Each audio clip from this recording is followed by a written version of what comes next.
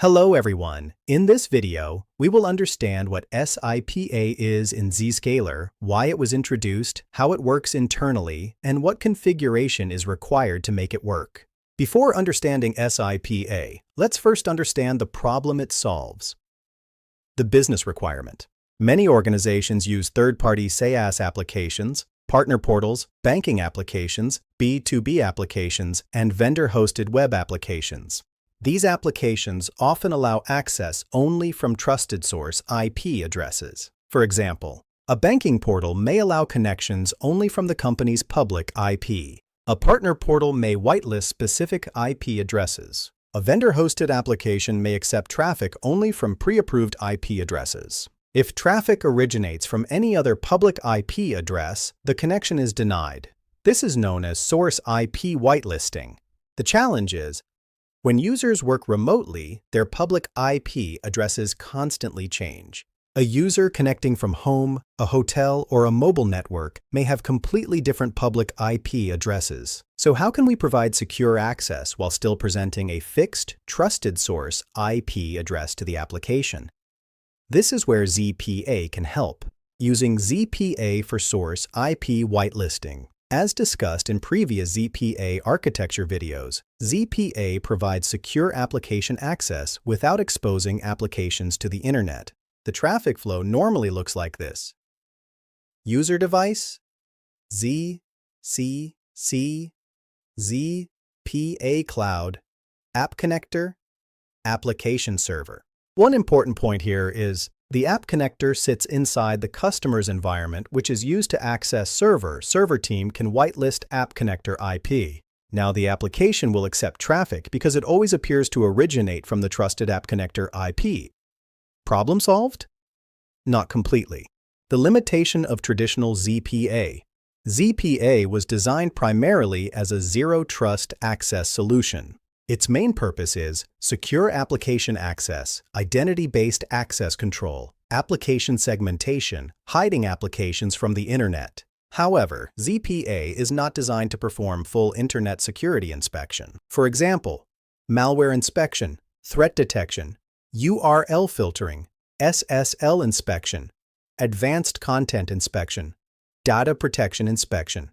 These capabilities belong to ZIA, Zscaler Internet Access. So if traffic is sent directly through ZPA, organizations lose the advanced inspection capabilities available in ZIA. Many security teams want both. 1. Security inspection. 2. Source IP anchoring. This requirement led to the introduction of SIPA. What is SIPA? SIPA stands for Source IP Anchoring. SIPA combines the strengths of both ZIA and ZPA. It allows traffic to undergo full security inspection through ZIA, exit through a fixed app connector source IP address. As a result, security teams get complete inspection. Application owners get a fixed source IP address for whitelisting. Both requirements are satisfied simultaneously. SIPA traffic flow. Let's understand the traffic flow step by step. Traditional ZPA flow. User, ZCC, ZPA broker, app connector, application. SIPA flow. User, ZCC, ZIA proxy, ZPA broker, app connector, application. Notice the difference. The ZIA proxy is inserted before the ZPA connection is established. What happens inside ZIA? When traffic reaches the ZIA service edge, proxy, SSL inspection can occur, threat inspection can occur, URL filtering policies are applied, sandbox inspection can occur, DLP inspection can occur, security controls are enforced. Only after passing all inspections is the traffic forwarded to ZPA flow. This provides complete internet security inspection before application access is granted. Common question. At this point, a common question arises. If the ZIA proxy already has connectivity to the application, why not let the ZIA proxy connect directly to the application? Why involve ZPA and app connectors at all? The answer is source IP whitelisting. Why can't ZIA connect directly? Zscaler operates hundreds of proxy locations worldwide. A user's traffic may be processed by different ZIA service edges: user location, load balancing, network conditions, service edge selection.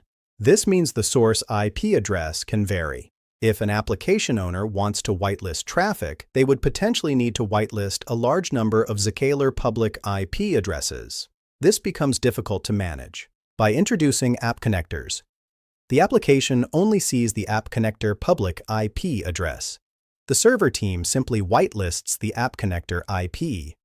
This provides a stable and predictable source IP address. That is the core value of SIPA. Configuration overview. Now let's understand the configuration required. One important concept must be understood first. Whenever an application segment is created in ZPA, the application information is downloaded to ZCC. Once downloaded, ZCC knows that the application should be forwarded directly to ZPA. But in SIPA, we do not want the client to connect directly to ZPA. We want traffic to go through ZIA first. Therefore, special client forwarding policies are required. Client Forwarding Policy 1. Create a client forwarding policy with Action, Bypass, ZPA, Client Type, Client Connector, Application, Target Application Segment. Purpose. This policy prevents the application segment from being downloaded to the user's ZCC.